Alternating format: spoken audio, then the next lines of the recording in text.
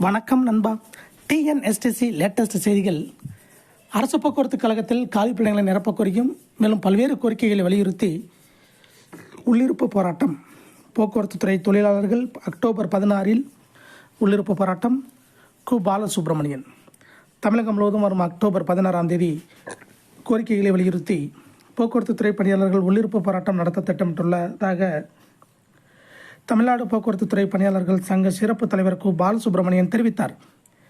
இதுகுறித்து கடலூரில் அவர் செய்தியாளர்களிடம் வெள்ளிக்கிழமை கூறியது, போக்குவரத்து துறையில் காலிப்பணியிடங்கள் நிரப்பப்பட வேண்டும் என்ற கோரிக்கையை தொடர்ந்து வலியுறுத்தி வருகிறோம். அதன்படி வட்டார போக்குவரத்து அலுவலர் பணியிடங்கள் நிரப்ப பதவி உயர்வு பட்டியலை தமிழக அரசு வெளியிட்டுள்ளது. அந்த பட்டியலில் தொழில்நுட்ப பிரிவினருக்கும் அமைச்சு பணி பிரிவினருக்கும் ஒருங்கிணைந்து பட்டியல் வெளியிடப்பட்டுள்ளது.